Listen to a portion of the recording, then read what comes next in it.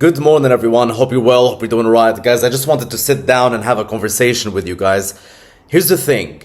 It took me 4 years to become profitable. I started trading in 2014, if I remember correctly, and it took me 4 years after that to even touch profitability. And I oftentimes think about what could I have done better that would have accelerated my profitability. So in other words, what would be the advice that if I could have gone back in time and that I would give myself in order to accelerate the time in which it took me to become profitable? So let's get right into it, all right, without wasting time. So guys, the first mistake that I did when I was trying to build my profitability is I was trying to reach profitability by trying to make more money, which sounds very obvious. That's what you need to do in order to become profitable, right? You're unprofitable right now because you're not making enough money. So if you can just make more money, then you'd be profitable. And that was my thought process, which is a wrong thought process. So what I would do, for example, is I would research on YouTube. What strategies can I use? And then I would learn every strategy in the book because I was trying to figure out all the ways that I could have in order to make money, so I could add them on top of each other's and make the maximum amount of money that I can possibly make, which would then push me to profitability. So I was trying to solve the unprofitability problem by trying to find more wins to add to my portfolio. Even if the system that I was using didn't produce any trades that I can take for the day, what I would do is I would go ahead and I would be like, okay, you know what? Maybe Bitcoin is going up today. This is what I believe. So let me enter a trade on Bitcoin, even though my system is not signaling any trade. However, still let me enter a trade on Bitcoin and try to get additional profits, right? Because that would make me profitable. If I can get as much additional profits as I can, then I'd be profitable. So again, what I was trying to do is I was trying to solve the unprofitability problem by trying to add more wins to my portfolio. And it's only until I understood that that is the wrong way to go on about it, that's when I really started solving the unprofitability problem. So what is the right way to go on about it? You don't reach profitability by finding the ways to make more money. You reach profitability by finding the ways to lose less money. That's it. So whatever trades your strategy is outputting right now, you don't need more trades. You don't need to get more trades in order to be profitable. You actually need to get less trades. You need to lose less. So whatever output you have right now, let's say you're taking 15 trades per week and you're not profitable. In order to be profitable, that number needs to go down because you need to take less bad trades. And therefore, as a result, logically, if you take less bad trades, then the total amount of trades that you're taking goes down. So if you have 15 trades right now per week in your portfolio, that number needs to go down because you need to take less bad trades and you need to lose less money. I will tell you exactly how we're going to do that. But first, let me explain something to you guys. Profitability is not about how many good trades you take or how many good trades you can add to your portfolio that would accumulate to profitability. Profitability is about how many bad trades you don't take. That is the mindset that you need to have. How many bad trades can I avoid? Not how many good trades can I take. You're not trying to maximize the amount of good trades that you take. You're trying to minimize the amount of bad trades that you're already taken. All right, that's what we're trying to do here. We achieve profitability via the reduction of bad trades, not via the addition of good trades. That is the first mindset that you need to have when approaching the unprofitability problem. And I'm going to tell you exactly how I got to a space where I could have minimized my losses and therefore had less losing trades and then became profitable. Let me start with that. Now guys, data creates patterns. If right now you take the last 15 losses that you've taken and you put them all in front of you, screenshots, you go to the charts, you observe these losses, you will realize that there is common things between these losses, common patterns between these losses. For example, you might look at 15 of your losses and you might realize that for 10 of your past losses, there was a double bottom right before you entered. And therefore you're like, okay, I noticed this common thing between my losses, which is for 10 of my losses, there was a double bottom right before I entered. So maybe if I avoid trading when there's a double bottom right before my entry, I would avoid a lot of my losses, because obviously in that case, that pattern existed in 10 of your losses. And therefore, if you would have avoided it, then you would have avoided 10 of your losses, right? So you're like, okay, that's a pattern that exists between my losses. Maybe I should start avoiding taking a trade when that pattern emerges. And the reason why I say maybe, it is because it is not 100% sure that if you now start avoiding this pattern, that you will become more profitable. And I will tell you exactly in the rest of this video how you can verify whether the removal of a certain pattern from your system will actually cause you more profitability or not. I will tell you exactly how to verify that information so you don't have to take a decision and then suffer the consequences of that decision being bad. For example, you take a decision that from now on, I will start avoiding trading when there's a double bottom right before my entry, and then your profitability goes even lower. So in order to avoid that pain, I will tell you exactly how to verify that those decisions are actually good for your strategy. Now let's say, as I just mentioned, that you've analyzed the last 15 losses that you've taken, and you've noticed that in 10 of your losses, there's a double bottom right before your entry. So what you do is you assume that if you avoid trading when there's a double bottom right before your entry, then you would avoid a lot of losses in the future. Now the problem, guys, is that this double bottom right before your entry also exists in a lot of previous wins that you've taken. It doesn't just exist in your losses. If you go and you analyze your wins, you will see that a double bottom right before your entry existed also in a lot of your wins. So by avoiding trading this pattern in the future, you not only avoid the 10 losses in that case, but you also avoid the wins that you've taken as a result of that pattern. So let's say that a double bottom right before your entry existed in 10 of your losses, as we just said, and it also exists in 30 of your wins, right? You analyze your previous wins, and you realize that in 30 of your wins, a double bottom right before your entry existed. So if you decide to avoid trading the markets when that pattern emerges in the future, then you avoid 10 of your losses, but you also avoid 30 of your wins.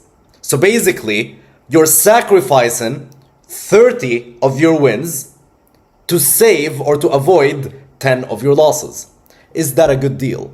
Of course not. That will cause you more unprofitability than it would cause you profitability, right? So even though you see that a double bottom exists in a lot of your losses, you will have to accept it in that case, because removing that pattern from your system or avoiding trading when that pattern emerges in the future would also make you avoid 30 of your wins. So you're sacrificing a lot of money just to avoid 10 losses, which of course is not logical in that case. Now on the other hand, let's say that this double bottom before your entry thing existed only in 10 of your losses, but it also only existed in 5 of your wins. In that case, if you would have avoided trading that pattern, then you would have sacrificed 5 wins in order to save 10 losses. Is that a good deal? You're sacrificing 5 wins in order to save 10 losses. Now, of course, in order to determine if that's a good deal, you have to measure the monetary value of those 5 wins. So let's say in 5 wins, you're making 20%, and in those 10 losses, you're losing 30%. In that case, you will sacrifice 20% in order to avoid losing 30%. So of course, in that case, it's a good deal because you're sacrificing 20% in profits and saving 30% in drawdown. So your gain is 10% from this exchange right here. So in that case, it is worth it, and you can go ahead and start avoiding this pattern when it emerges in the future. So that was one of the mistakes that I made when I was trying to reach profitability, which is I understood that I need to lose less. Once I understood that, I did it in a wrong way. How did I do it? I would look at my losses and be like, oh, in my losses, there's a double bottom right before my entry, so I shouldn't trade when there's a double bottom right before my entry. And then immediately I would start applying that decision. But as you can see, sometimes applying that decision would lead you to more unprofitability than it would lead you to more profitability. So you have to verify that the decision that you're making is actually good for your portfolio overall. Because yes, you're right, by avoiding a double bottom right before your entry, you would avoid 10 losses, right? Because you've analyzed the last 15 and you've seen that pattern between 10 losses. However, also you would be sacrificing some wins. So you need to measure the effect of that decision, not only on your losses and what losses would you be saving, but you also need to be measuring it on your wins as well. So, as I said, the first mistake was I was trying to seek additional profits and add strategies on top of my strategy to seek additional profits so I become profitable. Then I understood that profitability is not about adding more good trades. Profitability is about removing more bad trades. It's about minimizing losses, not maximizing profits. So I started analyzing my losses to try to minimize them and finding patterns between them to try to minimize them. And then I did it in a wrong way. How did I do it? I would find patterns between my losses and I would immediately decide that I want to start avoiding these patterns. But in reality, I was also sacrificing a lot of my wins, which was costing me more money than it was making me. And therefore, I then developed this verification process of like, okay, when I see a pattern in between my losses that I want to start avoiding, I have to go and verify it in my wins so I can see how much money I would be sacrificing in order to save those losses and see if that's a good exchange. Now guys, minimizing the bad trades that you are taking, it creates two problems. Right? So let's call it the reduction process. The reduction process is simply when one seeks to minimize the total amount of trades that they're taking and therefore reducing the total amount of trades that they're taking by basically minimizing the amount of bad trades that they are taking. Let's call this the reduction process. Now, the problem with the reduction process is that it creates two problems. The first problem is an emotional one. What do I mean by that? Usually, guys, let's say your system used to output 5 trades per week. Now, 5 trades per week, you need, of course, to apply the reduction process. So those 5 trades per week go down to 2 trades per week because you've removed some of the bad trades from your system. Now, instead of getting 5 trades per week, you're getting 2 trades per week. So that means that for 2 days of the week, you will be trading, and for 3 days, you will have nothing to do. So that is the first problem that reduction creates, is that it creates a lot of nothing days. And if you're not emotionally capable of handling nothing days because you believe that you always need to be doing something and you always need to be trading, then you will fail. Reduction creates, so first of all, profitability is created via the reduction process. The reduction process creates a lot of nothing days. If you can't handle nothing days, then you cannot handle the reduction process, then you cannot handle reaching profitability. Alright, as simple as that. The reduction process will create a lot of nothing days, so you need to be capable of emotionally dealing with nothing days. Most people equate progress to taking more trades. That is the problem. They equate progress to hard work, because that's what we learned, right? The more you grind, the harder you work, the more progress. And then they equate hard work and grinding to taking more trades. As a result, those traders won't be capable of completing the reduction process, because the reduction process means less trades, and those traders believe that progress and grind is more trades. So how can you apply the reduction process when your belief system is that progress is more trades? You need to shift your mentality and go towards a space where actual progress is applying the reduction process, which means actual progress is less trades, not more trades. Actual progress is more nothing days, not more trading days. That is the mentality that you need to strive forward for. All right, guys, it's very important. And I know it's very hard because everything that we learn throughout all of our lives, in school, in our jobs, in others, is that the more hours we put in, the more we achieve. And then we get to the trading industry, in which the way we achieve profitability is by applying some reduction process that makes us work less and take less trades, right? It's very counterintuitive, but you need to strive towards a mindset that helps you believe that applying the reduction process, which means creating more nothing days, is good for your money and it's good for your finances. Now guys, minimizing working hours, I just want to say one more note about this. Minimizing working hours just simply means for me less trades. All right. However, you can use your other time in which you're not trading to, for example, number one, apply the reduction process, because the reduction process is you need to go look at your losses and find patterns and then measure the effect of that on your wins. So it takes time, right? So instead of spending your time trading, you can be spending your time applying the reduction process. That's number one. Number two, you can be spending your time studying fundamental reasoning, studying microeconomics, macroeconomics, seeing how fundamentals affect the market and trying to anticipate the next moves in the markets based on fundamental reasoning. So as a result, there is time to do something else, but you shouldn't be spending all your time trying to take additional trades. This is not how you become more profitable. You can spend your time applying the reduction process. You can spend your time studying fundamentals, but you shouldn't be spending all your time trading. Trading is the execution of ideas, the execution of a certain process. Working on that process and making it better is a lot more important than the execution of that process.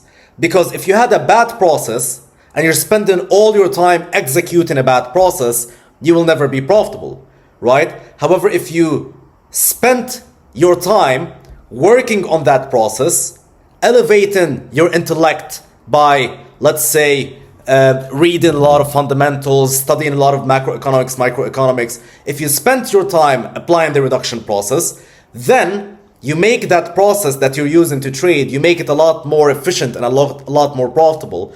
And then when you go and apply that process momentarily in the markets, it will yield good results. So that's very logical. What I'm saying is very obvious. However, usually when I say in the markets, you should be working less, people think, oh, okay, I'm going to sip margaritas on a beach in Mexico and just apply my trading system for 1 hour in the morning and that's it. No, it's not that easy, guys.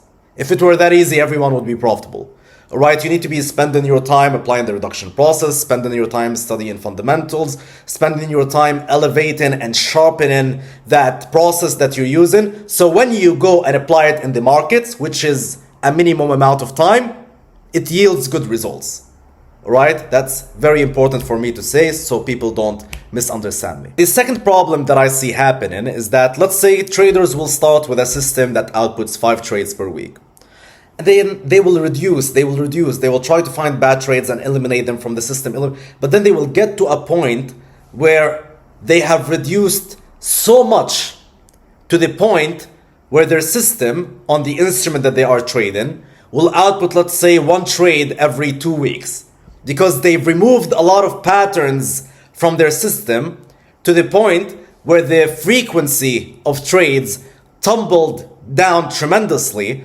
And now they can only find 1 trade, let's say, every 2 to 3 weeks on the instrument that they are trading.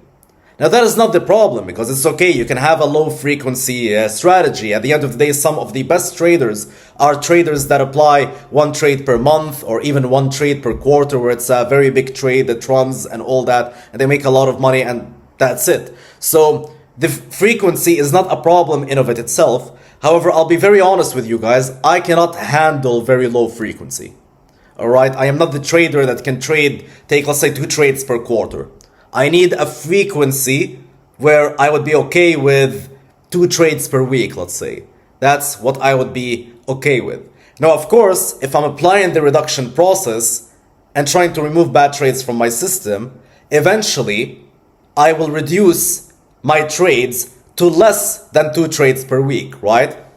Now the problem is that the majority of people will then try to solve the frequency problem, which is they're like, okay, you know what? I don't want to just take 2 trades per quarter. I need more trades. So what should I do to get more trades?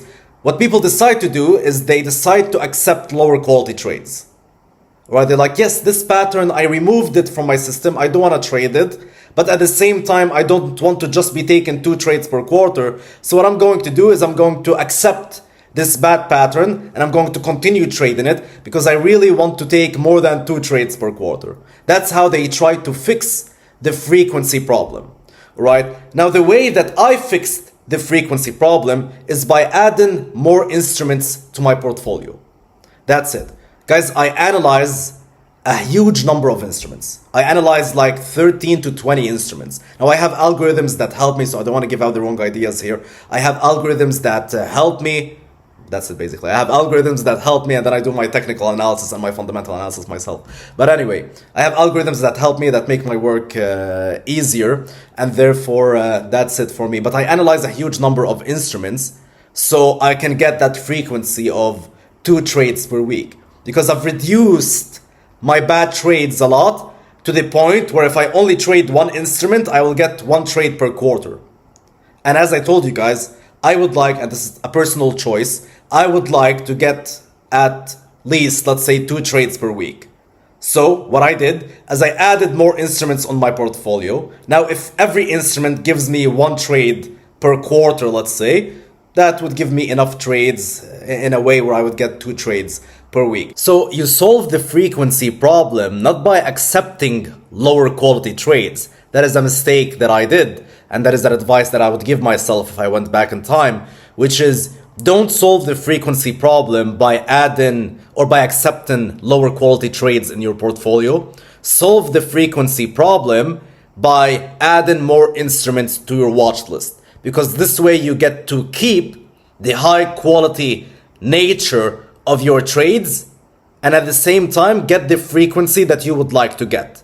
So don't elevate frequency by reducing quality. You can elevate frequency and keep quality the same by elevating the number of instruments that you're trading. And that is the solution that I started applying next. And that's it, guys. That's all I have for you today. I'll talk to you guys soon. I hope you guys enjoyed it. Let me know down in the comments. And I'll talk to you guys soon again. Goodbye.